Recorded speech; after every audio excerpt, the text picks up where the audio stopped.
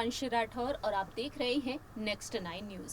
महाराष्ट्र में सियासी संकट एक बार फिर से गहराता हुआ दिखाई दे सकता है। लंबे वक्त से चली आ रही उठापटक के बीच जहां एक तरफ थोड़ा सा शांति का माहौल देखने को मिला, जहां एक तरफ नए मुख्यमंत्री एकनाथ शिंदे डिप्टी सीएम देवेंद्र फडणवीस के साथ मिलकर विचार विमर्श कर ही रहे थे मंत्रिमंडल के गठन पर, लेकिन इसी बीच शिवसेना के प्रमुख अध्यक्ष उद्धव ठाकरे जो हुंकार भरते हुए नजर आ रहे हैं और हाल ही में उन्होंने मुखपत्र जारी किया और इस मुखपत्र के जरिए उन्होंने निशाना साध दिया है शिंदे सरकार पर। जैसा कि आप सभी जानते ही हैं कि बीजेपी के समर्थन से ये नई सरकार बनी है। 29 जून की रात लाइव आकर उद्धव ठाकरे ने ऐलान किया था कि वह मुख्यमंत्री पद से इस्तीफा दे रहे हैं और 30 जून के दिन मुख्यमंत्री के तौर पर शपथ ग्रहण की एकनाथ शिंदे ने और डिप्टी सीएम के तौर पर शपथ ग्रहण की देवेंद्र फडणवीस ने। अब सवाल यहाँ पर ये उठ रहा है कि मंत्रिमंडल गठन अब तक तैयार क्यों नहीं हुआ है। पहले तो यहाँ पर ये खबरें सामने आई थी कि राष्ट्रपति चुनाव के चलते मंत्रिमंडल के गठन में देरी हो रही है, लेकिन इस मंत्रिमंडल के गठन में देरी होने को लेकर अब शिवसेना गरजती हुई दिखाई दे रही है। जहां एक तरफ उद्धव ठाकरे ने पत्र लिखा, मुखपत्र में जिस तरीके से उन्होंने अपनी बात लिख दी है शिवसेना ने, वहीं दूसरी ही तरफ अब शिवसेना के सांसद संजय राउत भी भड़कते हुए दिखाई दे रहे हैं। दरअसल आपको बता दें कि अब उन्होंने राष्ट्रपति शासन लगाने को लेकर बात कही है, अपील कर दी है कि अब महाराष्ट्र में राष्ट्रपति शासन लागू हो जाना चाहिए। तो इसी पर चर्चा करने के लिए हमारे साथ मौजूद हैं हमारे सहयोगी अबरार। अबरार, आपका बहुत बहुत स्वागत है। अबरार, आप क्या कहना चाहेंगे? संजय राउत ने जो कुछ भी कहा है यहाँ पर अब महाराष्ट्र में राष्ट्रपति शासन लागू हो जाना चाहिए और साथ ही साथ शिंदे सरकार पर उन्होंने निशाना साध दिया है कि यहाँ पर तो दो ही लोग नजर आ रहे हैं जो मंत्रिमंडल बनाए हुए बैठे हैं। आखिरकार मंत्रिमंडल में इतनी देरी ही क्यों है? देखिए, संजय राउत के कहने का जो मकसद था वो यही था कि जिस तरीके से लगातार विलंब किया जा रहा है मंत्रिमंडल के विस्तार को लेकर के, तो उनकी मांग है कि महाराष्ट्र में राष्ट्रपति शासन तब तक लगा देना चाहिए जब तक सुप्रीम कोर्ट से उस याचिका पर कोई फैसला नहीं आ जाता है।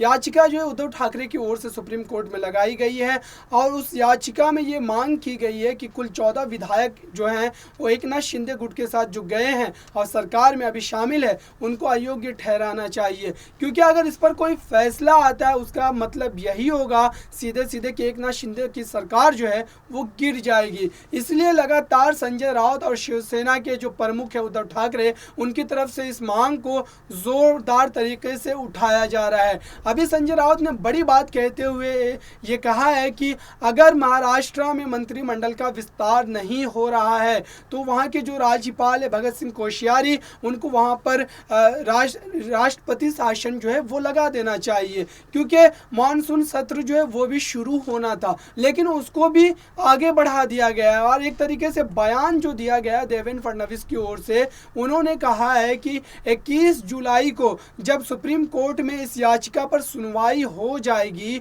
उसके बाद हम मंत्रिमंडल के विस्तार पर कोई फैसला, कोई निर्णय ले पाएंगे। और इसका डर जो है लगातार उनको भी खाए जा रहा है, क्योंकि अगर सुप्रीम कोर्ट की ओर से इस याचिका पर देवेंद्र फडणवीस एकनाथ शिंदे गुट को झटका लगता है और उन विधायकों को अयोग्य करार दिया जाता है तो उनकी सरकार गिरनी जो है वो तय मानी जा रही है। और इसी भरोसे उद्धव ठाकरे कहीं ना कहीं बैठे हुए हैं और इस तरीके की जो बयानबाजी या निशाना जो साधा जा रहा है एकनाथ शिंदे सरकार पर, ये इसी के बेस पर साधा जा रहा है। वहीं संजय राउत ने यह कहा है कि बारबाडोस जैसे छोटे देश में भी कुल 27 मंत्री है, लेकिन महाराष्ट्र जैसे बड़े राज्य में फिलहाल जो है एक मुख्यमंत्री और दूसरा डिप्टी चीफ मिनिस्टर जो है उनके सहारे सरकार चलाई जा रही है। तो ये बड़ी मतलब अलग तरीके की बात लग रही है, क्योंकि अगर सरकार में मंत्री ही नहीं होंगे तो किसी तरीके की बैठक या किसी तरीके का सत्र जो है विधानसभा में नहीं बुलाया जाता। यह संविधान के विरुद्ध है, क्योंकि अगर मंत्रिमंडल ही नहीं रहेगा तो आप किस बात पर चर्चा करेंगे, किस बात पर निर्णय लेंगे। तो ये सारी बातों पर जोर देते हुए संजय राउत एक तरीके का दबाव बना रहे। लेकिन देखने वाली बात ये होगी कि भगत सिंह कोश्यारी जो राज्यपाल है महाराष्ट्र के, वो उनकी बातों को किस तरीके से लेते हैं।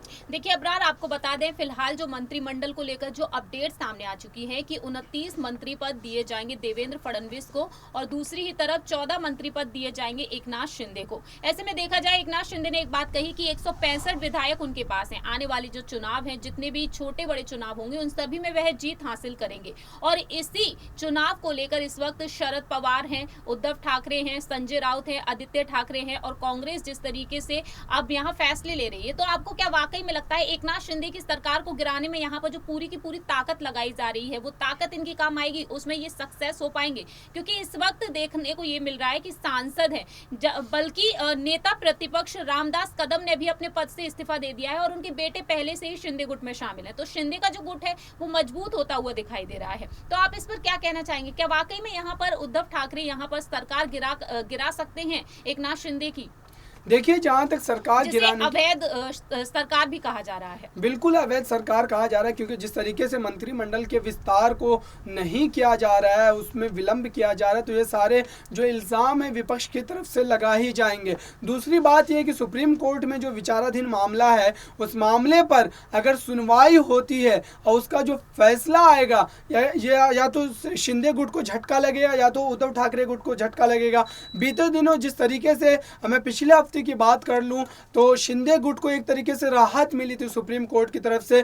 सुप्रीम कोर्ट के जो चीफ जस्टिस एन.वी. रमन्ना, उन्होंने कहा था कि जब तक इस याचिका पर किसी तरीके की कोई अच्छी तरीके से सुनवाई नहीं हो जाती है, किसी बेंच का गठन नहीं हो जाता है, तब तक महाराष्ट्र के जो असेंबली के स्पीकर है उनको इस पर फैसला लेने में जल्दी नहीं करनी चाहिए और कहीं ना कहीं उस पर रोक लगा दी थी। और अब जबकि मामले की सुनवाई 21 जुलाई को फिर से होनी है, तो दोनों ही गुट में एक तरीके से जो है खलबली मची हुई है कि कहीं वो फैसला जो है हमारे खिलाफ ना आ जाए। यही डर है कि देवेंद्र फडणवीस और एकनाथ शिंदे जो है वो अपनी मंत्रिमंडल का विस्तार नहीं कर रहे हैं, क्योंकि उद्धव ठाकरे की तरफ से जो इस याचिका में मांग की गई है वो 14 विधायकों को अयोग्य ठहराने की मांग है। अगर उन विधायकों को अयोग्य ठहरा दिया जाता जिनके पास मंत्रालय होगा, तो फिर आप सोचिए कि कैसी स्थिति पैदा हो जाएगी सरकार में। तो ये सारी जो है टेंशनबाजी है जो चल रही है एकनाथ शिंदे गुट के साथ, और इसी बात को लेकर के मंत्रिमंडल का जो विस्तार उसमें विलंब हो रहा है और विपक्ष इस बात पर निशाना साध रहा है। क्या लगता है कि वाकई में संजय राउत की ये मांग है ये पूरी होगी? क्या केंद्र सरकार यहाँ पर इस मांग को पूरी कर सकती है? देखिए, ज़्यादा विलंब की बात अगर की जाए तो सरकार में शपथ लिए हुए कुल 17 दिन हो गए हैं, चीफ मिनिस्टर और डिप्टी चीफ मिनिस्टर जो है उनको लिए हुए, लेकिन फिर भी विपक्ष का ये काम होता है। और जिस तरीके से सरकार का गठन हुआ तो मुझे लगता है कि और ज़्यादा आक्रामक तरीके से भी संजय राउत अपनी बात को आने वाले एक आध दिन में रख सकते हैं। क्योंकि आपको बता दें यहाँ पर कि 19 तारीख तय की गई, फिर 19 से 20-21 तारीख भी कही जा रही है। तो क्या आपको लगता है कि यहाँ पर हाई कोर्ट के फैसले का इंतजार ही किया जाएगा तभी होगा, या फिर 19 या 20 जुलाई को ये फैसला ले लिया जाएगा? क्योंकि राष्ट्रपति चुनाव पहले वजह बताए जा रहे थे, लेकिन अब उपराष्ट्रपति चुनाव को लेकर भी जंग छिड़ती हुई दिखाई दे रही। तो आपको क्या लगता है इन चुनावों से पहले यहाँ पर मंत्रिमंडल का गठन होगा या नहीं? बहुत ही कम शब्दों में आप जवाब दे सकते हैं। देखिए, चुनाव तो बहाना है, लेकिन असल बात जो है अंदर की वो ये है कि जो सुप्रीम कोर्ट में विचाराधीन मामला है उसी को लेकर के एकनाथ शिंदे गुट भी कहीं ना कहीं डरा हुआ महसूस कर रहा है, क्योंकि सुप्रीम कोर्ट से फैसला किसी के भी पक्ष में आ सकता है। तब सरकार में जो असमंजस की स्थिति होगी उसको संभालना ज़्यादा मुश्किल हो जाएगा अगर किसी ऐसे विधायक को मंत्रालय मिल जाता है जिसको अयोग्य ठहरा दिया जाता सुप्रीम कोर्ट के फैसले के बाद। आपको बता दें अबरार की जिस तरीके से अब यहाँ पर एक और चीज हमने देखी कि उद्धव ठाकरे की आखिरी कैबिनेट में जिन जगहों के नाम बदलने को लेकर फैसला लिया गया, पहले तो उस फैसले को निरस्त कर दिया गया, लेकिन फिर अचानक से उसी फैसले को उन्होंने ले लिया एकनाथ शिंदे और देवेंद्र फडणवीस ने। तो राज ठाकरे संग मुलाकात हो चुकी है देवेंद्र फडणवीस की, अब उद्धव ठाकरे और एकनाथ शिंदे की मुलाकात हो सकती है मातोश्री में। दीपाली सैयद ने ये ऐलान किया और संजय राउत यहाँ पर उनकी बात को झुठलाते हुए भी देखे गए, क्योंकि वह एक अभिनेत्री हैं, ये सवाल यहाँ पर खड़े करते हुए वह दिखाई दिए। तो आपको क्या लगता है इस मुलाकात के बीच क्या वाकई में यहाँ पर एकनाथ शिंदे की सरकार को गिराने की कोशिश की जाएगी? क्या ये मुलाकात होगी, या फिर ये मुलाकात अगर नहीं होती है तो क्या यहाँ पर एकनाथ शिंदे की जो सरकार को गिराने में पूरी कोशिश जो कर रहे हैं एनसीपी, कांग्रेस और यहाँ पर जो ठाकरे का गुट है, क्या इसमें वो कामयाब हो पाएंगे, या फिर एकनाथ शिंदे यहाँ पर जीत हासिल करेंगे आने वाले 2.5 साल का जो कार्यकाल है वो पूरा करने के बाद भी?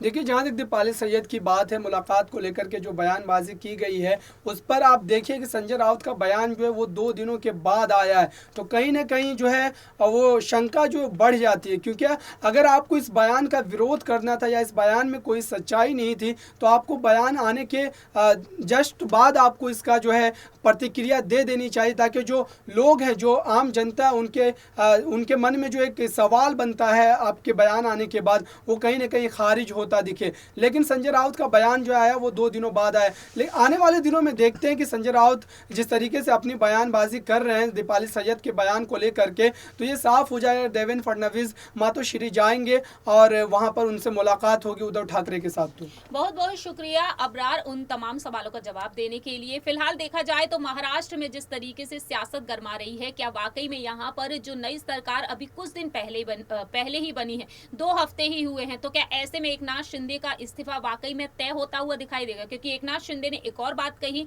कि अगर कोई भी विधायक जीत हासिल नहीं करता है तो वह राजनीति ही छोड़ देंगे। फिलहाल देखा जाए तो बयानों का सिलसिला जारी है और इस बीच उद्धव ठाकरे, एकनाथ शिंदे के क्या कुछ बड़े फैसले होते हैं ये वक्त के साथ ही पता चलेगा। केंद्र सरकार के वाकई में यहाँ पर संजय राउत की इस ऐलान जो मांग है उसको सीरियस लेती है या फिर नहीं, ये भी साथ में आपको बताएंगे उन तमाम रिपोर्ट्स के जरिए। फिलहाल के लिए हम चलते हैं, बाकी की तमाम अपडेट्स के लिए आप देख रहिए नेक्स्ट 9 न्यूज।